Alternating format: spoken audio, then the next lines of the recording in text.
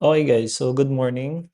So for today, this is our last topic for our management.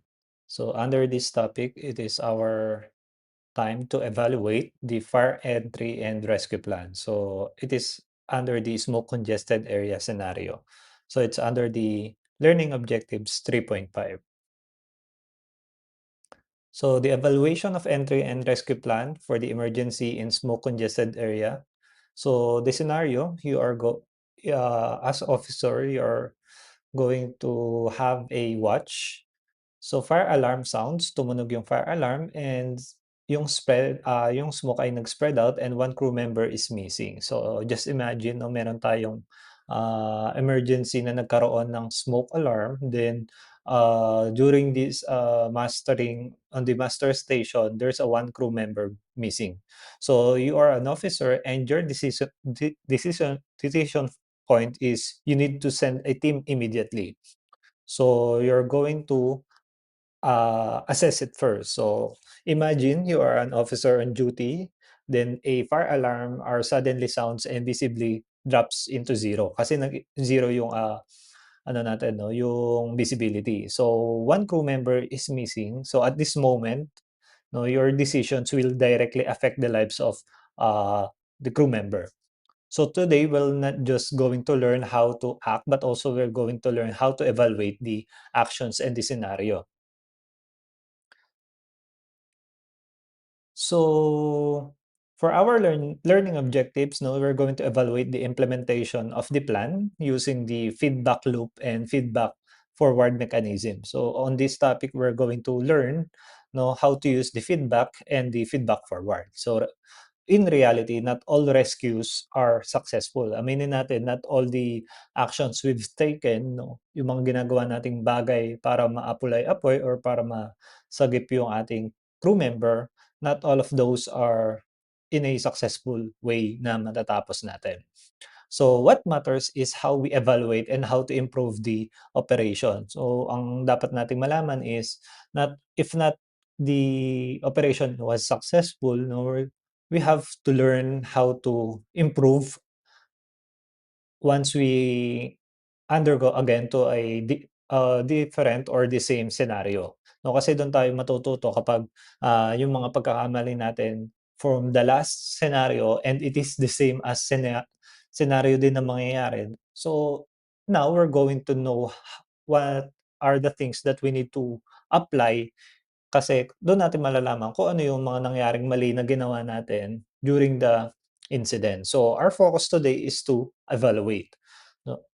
And not every operation is perfect, but a good officer knows how to analyze what happened and what to improve in the future.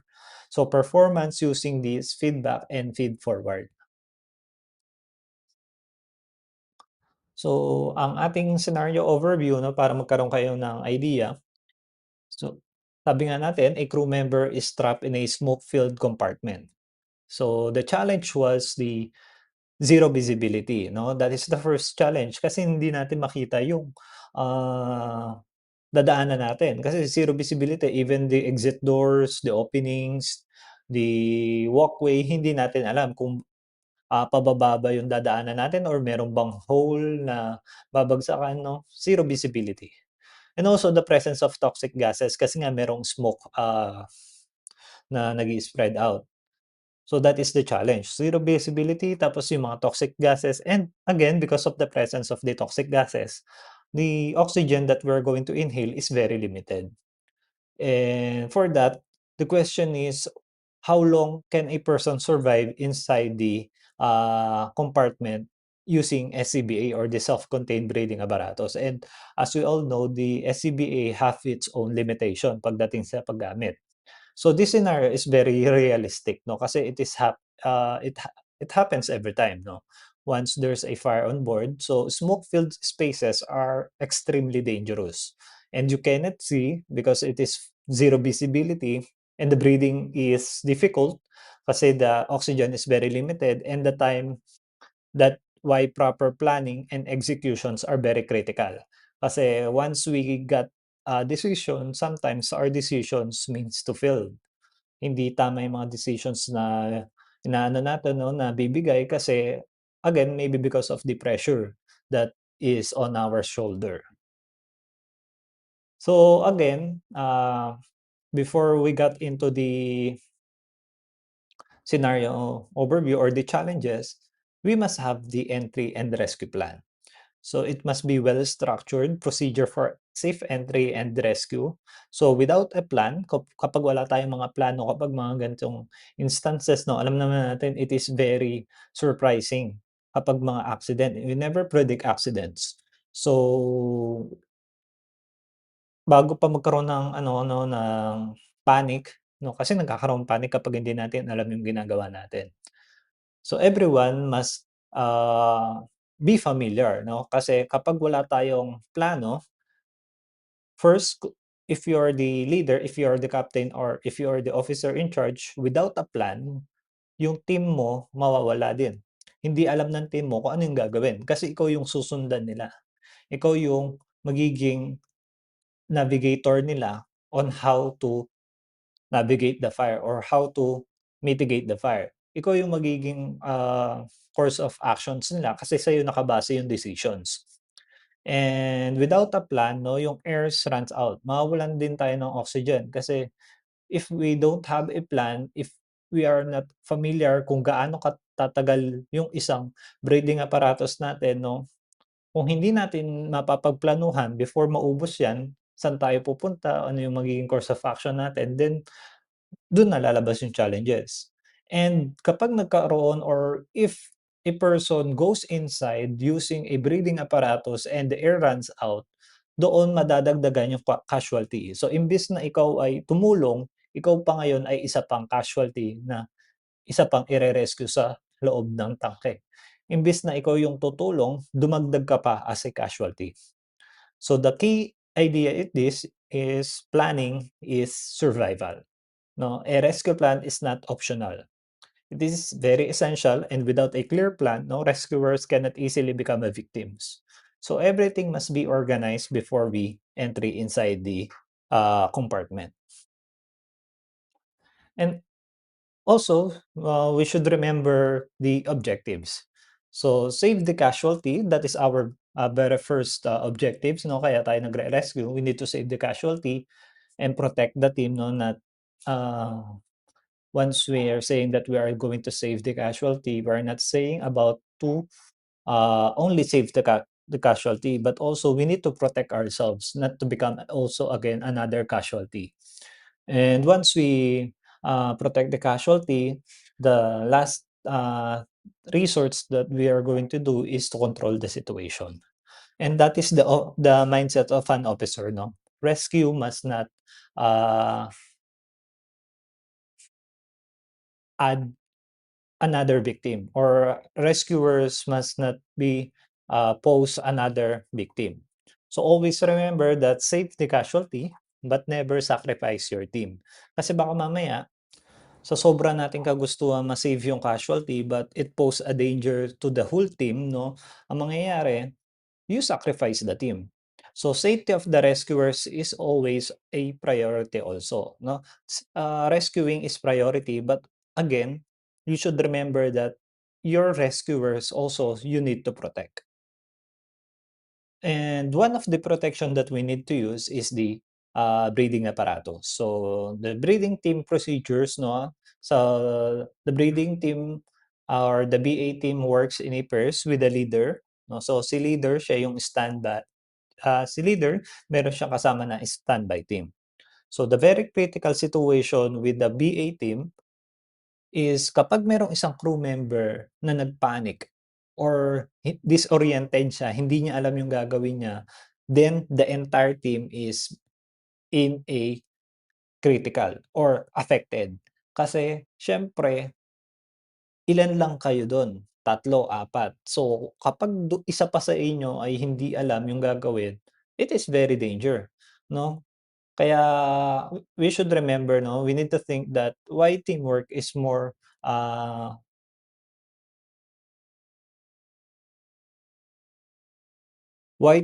is more individual why teamwork is important than individual skill here.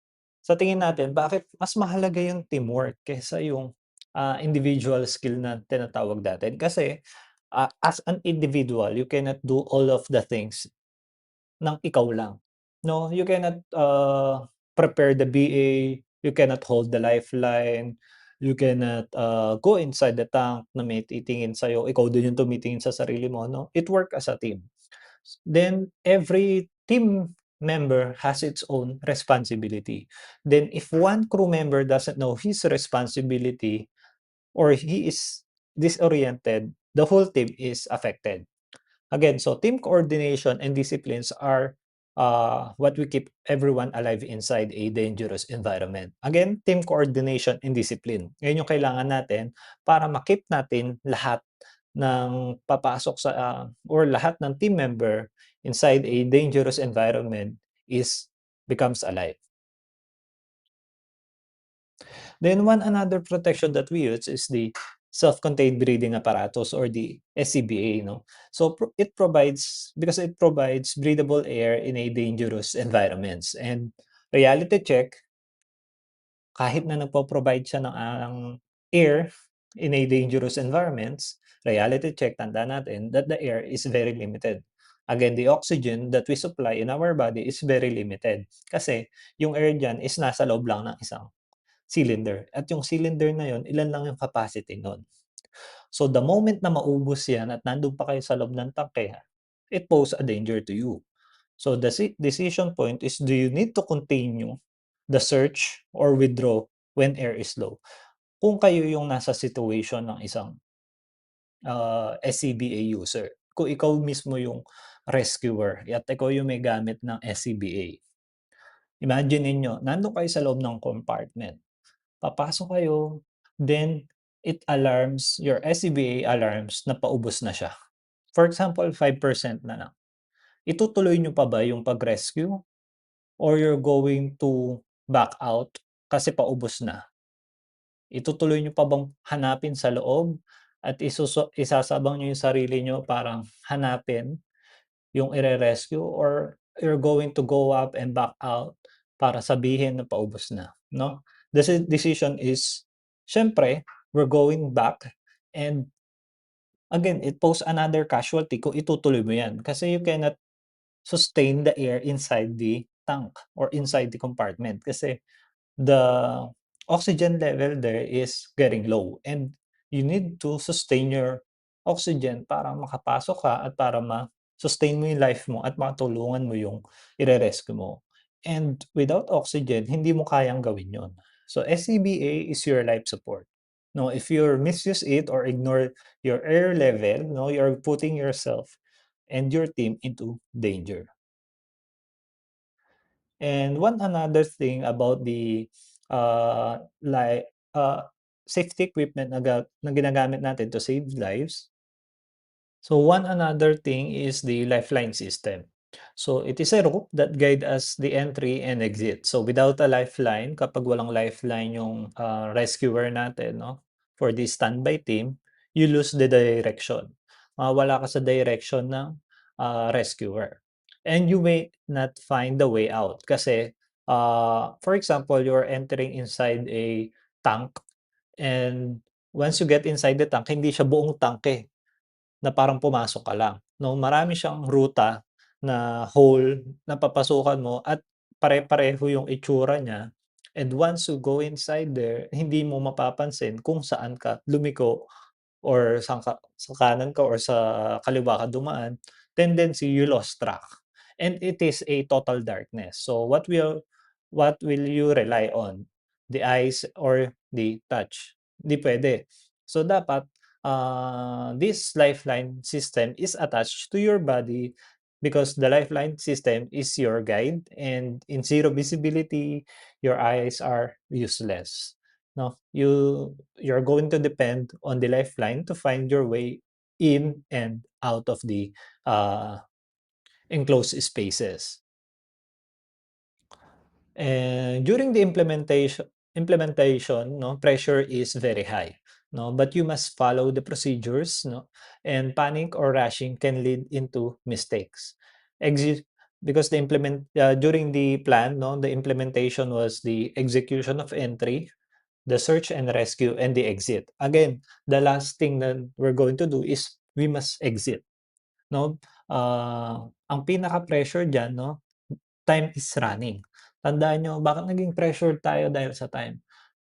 Again, the air is very limited and without the supply of air, mababawasan na nababawasan yung dala-dala nating supply of air, the SCBA or the breathing apparatus that we're using is very limited. So air is limited and once there's, wala ng air inside, no, mahihirapan na tayo and suffocations, can lead us to death. And heat is increasing kasi hindi niyo naaapoy yung apoy, eh, because it's smoke-filled compartment. Maybe the fire is getting into worst. So tendency, tumataas yung apoy, nag-i-increase yung init sa loob, nababawasan din yung oxygen level mo sa katawan. So the decision point is, do you need to rush or do you need to follow the procedure? Sandali, hindi ko pa nasusundan yung procedure, eto yung tamang procedure, pero kapag sinunod ko 'tong procedure na 'to, mas magtatagal ako sa loob. So your decisions relies on you. Kung itutuloy mo ba siya to follow the procedure or you're going in to rush this one kasi 'pag sinabing rush ano, hindi mo na susundin yung mga procedure na, dapat unti-unti mong batakin yung linya, dapat unti-unti ka pumasok, i-touch mo muna i-feel mo muna yung, surroundings na tatapakan mo para hindi ka bumagsak. So that is the time na you're going to act, ah kung mamadaliin mo or you're going to follow the procedure. So, it's very limited time, but then again, kahit na limit yung time, dapat ma-follow mo yung procedure. So, the decision point is very critical to those who are going inside the enclosed spaces. So the diagram description entry. So the team enters using a lifeline formation. So visual the scenario, no? The leader in front, one holds the line and one secures the rear, yung dulo. So what do you think, what happens if formation is broken? Kunyari mo naputol yung linya or natanggal yung pinaka ah, hook sa katawan ng isang rescuer. So sa tingin niyo anong mangyayari 'no? So visualize the team entering 'no, each crew member has a role. If formation breaks, the entire operation is at risk, especially to those who are going inside the tank. So search patterns are systematic, no randomly movement can cause miss areas or disorientation. Tandaan niyo 'no, it not work as individual. This kind of enclosed space entry during rescue operation is uh, for team, hindi siya for individual uh, purposes. And after that, you're going to evaluate of the implementation. So assess the rescue if the rescue was effective or not. No. So the key question is, did the team follow the plan or just act under pressure? Nasunod ba yung plano or hindi nasunod yung plano dahil sa pressure na kailangan matapos or kailangan tapusin ito ng mabilis. So now we evaluate, no, did the team follow the plan or were decisions are correct? This is where the officers think critically. So that's why officers on board must be critically inclined kasi all of those situation or the uh, responsibility of a officer relies on thinking. Critical mind must be present and you always know how to evaluate and how to make decisions uh, clear. And doon papasok yung feedback loop, no? So, kasi once the evaluation implementation, the implementation of the plan, siyempre na-execute niyo na, natapos niyo na yung, procedure. Ngayon, pagkatapos ng mga lahat ng yon ng rescue operation, doon papasok yung feedback loop. Ano ba yung feedback loop? So, the feedback loop, it analyze what happened. Ano yung nangyari during the operation? Ano yung nangyari, after the operation? So, we must focus what went right. ano yung magandang nangyari during the operation? It is successful, but then again, ano yung magandang nangyari? Bakit siya naging successful? Then what went wrong? Ano yung naging, hindi naging magandang nangyari? Naging successful siya, pero ano yung mga bagay na hindi magandang nangyari during the operation? And bakit nangyari yon during the operation? Bakit niyo nasabi siyang hindi maganda? Ano ba yung nangyari? So that is the purpose of the feedback loop. So now, we analyze using the feedback loop, no, look at what went right, what went wrong, and most importantly, what happened. So first, dito muna tayo sa what went right. So the BA team, no, maintained the formation and stayed connected to the lifeline at all times. Ay yung mga bagay na dapat mangyari, na right, na tamang mangyari.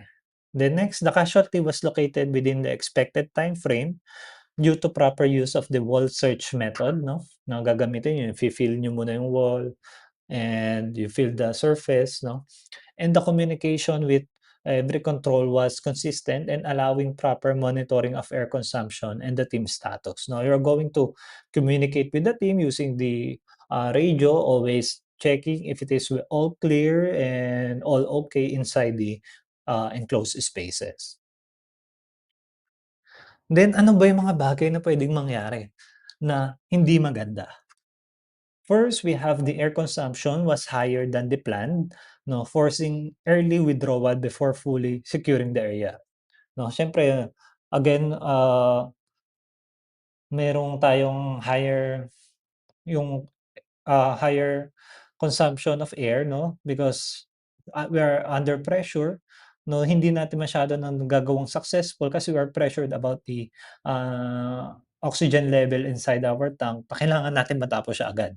So, one team member briefly lost contact with lifeline, 'no, yung sinasabi ko kanina na natanggal yung lifeline and increasing the risk of getting lost. 'No, lalong mawawala yung team dun sa baba imbes na natapos niya na yung naapulan niya yung apoy doon sa loob ng tangke, pero dahil nawalan siya ng lifeline, ngayon hindi niya alam paano lalabas ng tangke. Then the communication delay occurred when updating the casualty condition to the entry control. Sometimes 'no, dahil nandun tayo sa loob ng tangke and we lost the connection, sabihin na natin na meron kayo parehong radyo, but because of the, signal dahil nandoon siya sa enclosed spaces, the hearing of the communication is very limited at medyo malabo. Sometimes the communication have delayed and, updating the casualty condition is not updated kasi medyo magulo or blurry or choppy yung conversation during the operation. So that is the time na ano yung mga bagay na hindi magandang nangyari at ano yung mga bagay na magandang nangyari. Then, why did it happen? Bakit ba nangyari yun? The high consumption was caused by stress kasi because of the stress, kailangan mabilis yung gagawin and also the lack of breathing control training. No, kasi tandaan natin we're, uh, using the air inside the tank, mahihirapan tayo 'no, nagkakaroon ng noise and we lost the, proper breathing control. Then loss of live contact due to the poor discipline and spacing between the team members, also the communication delay due to unclear role assignment and possible, equipment limitation. So tandaan natin 'no, the key insight of this, every result must be connected to cause and officers must, not only identify problem but also understand why it happened. Tandaan natin bakit nangyari yun at ano ba yung dahilan, bakit nangyari yun, 'no? We must be familiar. And pagdating naman sa feed forward mechanisms, no, we're going to use the lessons, no, to improve the future actions. And feed forward mechanism is use lessons to improve future actions. So that is the feed forward mechanisms. Again, lessons to improve the future actions and lessons to improve feed forward mechanism is used to improve the future actions. And the professional mindset was mistakes are only acceptable if they lead to improvement. Okay lang magkamali. Kasi from those, pagkakamali doon tayo natututo para gawin natin kung ano yung tama sa susunod. And ano ba yung example of feedback 'no? So, team had a poor communication and high air consumption. So, the interpretation, mahina yung coordination, and poor movement control. Ayun yung negative feedback. Example of feed forward 'no, improve. Ano ba yung feed forward 'no, na puwede nating improve 'no? It improve the training equipment and coordination. So, ano ba yung dapat nating improve sa barko? Kung bakit nangyari yun? So, we need to more drills para maging familiar yung tao, para maging, gamay ng tao yung gagawin at better communication tools. Ano ba yung mga iba pang tools or ibang radio na puwedeng gamitin o puwedeng dalhin or anong channel yung dapat i-set para maging clear yung communication during the operation at bigyan ng kanya-kanyang role or responsibilities yung bawat crew member para hindi nag-aagawan ng, kung sino yung ide-delegate. On that point, meron ng decision maker, there's an officer, and there's, individual roles that you need to do. And we need to evaluate also the time, safety, communication, and procedure compliance. So, think like an officer, no? Did they do it correctly? Tama ba yung ginawa nila or natapos lang nila yung ginagawa nila just because of the job? So, that is the time na magkakaroon tayo ng feedback, no? At ano ba yung mga naging common risk? So the common risk was the disorientation, hindi alam or hindi familiar, air depletion o ubusan ng air inside the tank, heat stress, no? Because nandun na yung, nauubusan ng air or ng oxygen, nandun na rin yung heat stress, no? 'Di ba parang medyo ano tayo kapag mainit 'no, balisa.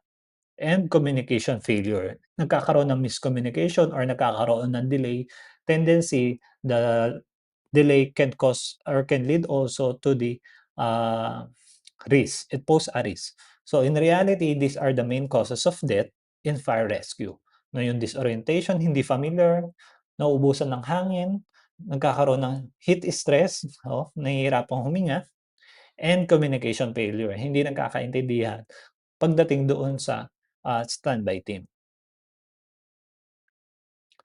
What is the time that the officer level consideration? So we need to explore the critical thinking and decision making skills needed by officer during the operation. We need to balance urgency with safety. Quick decisions must consider risk also and critical decisions. No, officer must decide whether to continue or to abort the rescue mission and weighing immediate situation against potential outcomes. And again, leadership under pressure, no, officers should stay calm and focus, ensuring decisions reflect urgency while prioritizing team safety. And to conclude, no, as we conclude, let's emphasize the significance of the evaluation in improving experiences. So reflection and assessment enable us to learn from each operation and enhance future performances. No, it's about analyzing the situation for better outcomes rather than reacting, while responders act swiftly in emergencies, and effective leadership involves evaluating actions and driving continuously to improvement. So the key is not to act but also to learn to grow from the actions. No, again, thank you for your commitment for enhancing the skills and leadership for the fire rescue operation. So if you have any questions regarding with our topic, you can raise your virtual hand and we're going to uh, entertain your questions. But if there's not, no, or naiya kayong magtaas, no, just comment on the chat box para ma-entertain natin and use your time. Have a 30 minutes break. After that, we're going to have a quiz. So thank you for your listening.